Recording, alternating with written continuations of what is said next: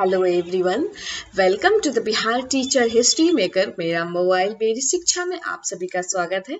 My name is Ankita Shah and I am originally from Kishanganj, Bihar.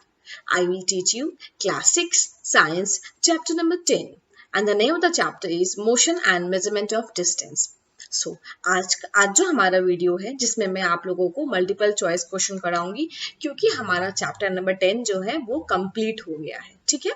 सो अगर आप लोगों ने मेरी थ्योरी सेशंस नहीं देखे हैं, जो कि मैंने उसको 5 पार्ट में डिवाइड किया है, पहले जाकर आप मेरी वो थ्योरी सेशन को अटेम्प्ट करें, ताकि अगर आज जो मैं कराने वाली हूँ मल्टीपल चॉइस क्वेश्चन, इसमें आप लोगों को करने में कोई भी दुविधा ना हो, कोई भी दिक्कत ना आए और हम लोग इजिली इसको टैकल कर सके। तो चलो फिर स्टार्ट करते हैं एंड देखते हैं आज का हमारा session. So let's start with the first question and the first question is So, the first question is that a falling stone exhibit dash motion. कोई भी स्टोन फॉल कर रहा है, नीचे से ऊपर, ऊपर से नीचे की तरफ गिर रहा है, तो वो किस तरह का मोशन होता है? कर्विलियर मोशन? नहीं। कर्विलियर मोशन क्या होता है? द मोशन जिसमें कोई भी ऑब्जेक्ट कर्व की तरफ घूम कर रहा है। तो क्या ये स्टोन कर्व की तरफ आएगा? नो। Rotational motion?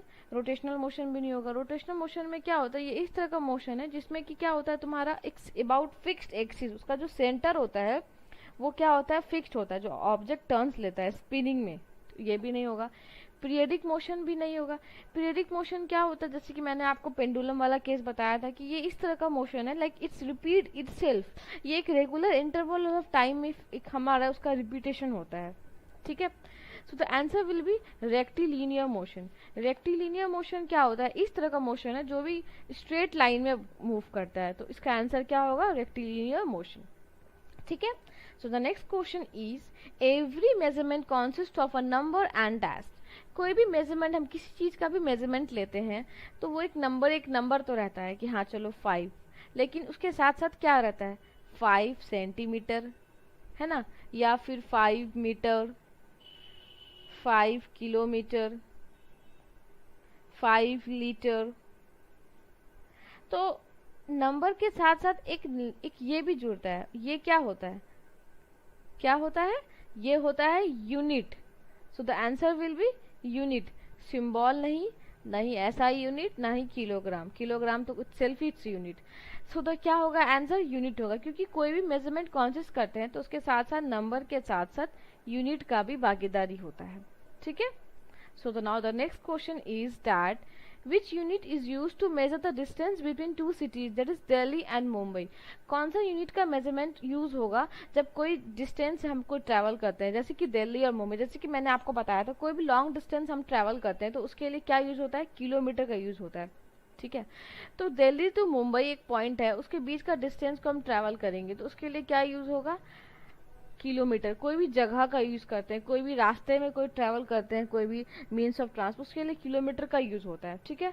मीटर का नहीं होगा, ना कि मिलीमीटर का, और नन ऑफ दिस नहीं होगा। So the answer will B kilometre. Now the next question is which of the following transport is not based on the invention of wheel? कौन सा ऐसा फॉलोइंग ट्रांसपोर्ट है जो कि व्हील के इन्वेंशन से रिलेट नहीं है? Bullock cart? नहीं, ये तो है, जैसे कि हम जानते हैं, तो ये भी नहीं होगा। बाइसाइकिल में भी होता है व्हील। जैसे व्हील क्या होता है? ऐसे इस टाइप का स्ट्रक्चर, जैसे कि मैंने आपको जो व्हील का इन्वेंशन पढ़ाया था, आपको उसमें बताया था, इस तरह से एक स्ट्रक्चर होता है। साइकिल में भी लगा होता है ना, या कोई भी हम गाड़ी वाड़ी चलाते हैं, बस में भी होता है, टायर की तरह व्हील काम करता है, उसको इन्वेंट किया मॉडर्नाइज तरीके से।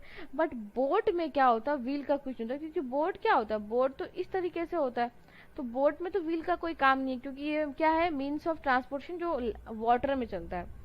So the answer will be boat. ठीक है। Now the next question is question number 5 and it says that 1 meter equal to dash millimeter. 1 metre equal to कितना मिलीमीटर होता है? ये मैंने आपको प्रीवियस जब सेशन पढ़ाया था इस वीडियो के टॉपिक से, तो आपको बताया था। सो 1 मीटर इक्वल टू क्या होता है? 1000 मिलीमीटर। 100 नहीं होगा, क्योंकि 1 सेंटीमीटर इक्वल टू 100 सेंटीमीटर होता है, और 1 सेंटीमीटर इक्वल टू होता है 10 मिलीमीटर। तो ये 10,000 भी नहीं होगा। So the answer will B 1000 millimeter. Now the next question is when an object turns or spin about a fixed axis it is called, क्या होगा? कोई ऑब्जेक्ट को अगर हम स्पिन करते हैं कोई फिक्स एक्सिस में, तो उस तरह के मोशंस को क्या बोलते हैं? जैसे कि मैंने आपको बताया था, ट्रांसलेशन नहीं होगा। ठीक है। ट्रांसलेशन क्या किस तरह के मोशन होते हैं जिसमें कि सारा पार्ट जो होता है उसका मोशन में पार्ट लेता है। टेक्स्ट ट्रांसलेशन नहीं होगा, क्योंकि ट्रांसलेशन में क्या होता है, अगर हम ब्लैक बोर्ड के एग्जांपल है, जैसे कि मैंने आपको प्रीवियस वीडियो में बताया था कि अगर यहाँ पे ए पॉइंट पे मैं खड़ी हूँ और यहाँ बी पॉइंट है, अगर पढ़ा रही हूँ एक एंड से दूसरे एंड तक जाती हूँ, तो ऐसा तो नहीं है कि ए पॉइंट में ही मेरा किसी शरीर का कोई पार्ट रह जाता है, ऐसा तो नहीं है, सारे मैं लेके जाती हूँ। तो इसका एग्जाम्पल ट्रांसलेशन। पीरियडिक मोशंस तो नहीं होगा। पीरियडिक मोशंस क्या होता है जिसमें इस repeat a regular interval of time, एक उसका इंटरवल टाइम फिक्स्ड है, जैसे कि मैंने आपको बताया था कि वॉचेस के बारे में बताया था, hand watches and all. Circular motion में क्या होता है, it's involve in circularly. But rotational motion क्या होता है, इसमें क्या होता है, इट्स ऑब्जेक्ट टर्न्स स्पिनिंग होता है इसमें। इसका जो ऑब्जेक्ट का जो सेंटर होता है, जैसे कि सीलिंग फैन की मैं बात करूँ, तो सेंटर क्या होता है, फिक्स्ड रहता है, ठीक है। और सीलिंग फैन में जो ये ब्लेड्स होते हैं ये क्या करते हैं, मूव करते हैं, बस इसका सेंटर जो क्या है ये फिक्स्ड है। So the answer will B rotational motion. ठीक है। Now the next question is that when the position of an object with respect to its surrounding doesn't change with time। अगर किसी चीज का, किसी ऑब्जेक्ट का पोजीशन चेंज हो रहा है विद रिस्पेक्ट टू सराउंडिंग के हिसाब से, ठीक है, एंड लाइक चेंज नहीं हो रहा है टाइम के हिसाब से, अगर मतलब टाइम भी बीत रहा है और लाइक डिस्टेंस भी हो रहा है, बट उसका टाइम ऑब्जेक्ट जो है कांस्टेंट है, रेस्ट में है, चेंज नहीं हो रहा है पोजीशन उसका, टाइम भी बीत रहा है, पोजीशन कांस्टेंट है, तो उस तरह के ऑब्जेक्ट को बोलते हैं रेस्ट। क्योंकि डिस्टेंस तो दूसरा चीज हो गया, जो दो पॉइंट के बीच का जो डिस्टेंस होता है, स्पेस होता है, यूनिट तो नहीं होगा और नन ऑफ दिस भी नहीं होगा। तो आंसर विल बी रेस्ट। जैसे कि मैंने आपको बताया था, rest and motions are the related terms. The next question is which thing is used to measure the length of the curved line। कौन सा चीज का यूज होता है for measuring the length of the curved line। curved line जो होता है उसको मेजर करने के लिए कौन सा इंस्ट्रूमेंट का यूज होता है। सो द थ्रेड भी होगा, स्केल भी होगा, दोनों का यूज होता है। So the option will be both A and B, ठीक है। So both A and B is used for measuring, like both thread and scale is used for measuring the length of curve line.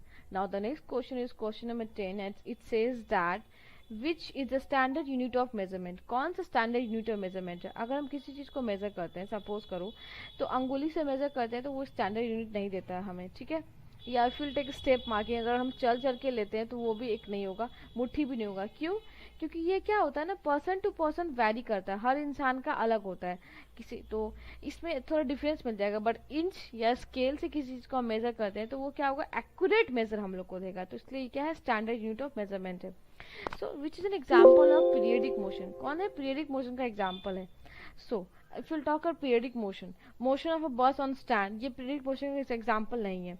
Spinning top ये भी नहीं है। Stone drop on the certain height ये भी नहीं है। तो answer will be oscillation of a pendulum.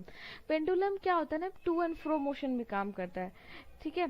सो ये सेंटर पे रहता है, टू एंड फ्रो मोशन की तरह काम करता है, और इसको आप लोग बोल सकते हो कि पीरियडिक मोशंस का एक एग्जाम्पल है, ठीक है।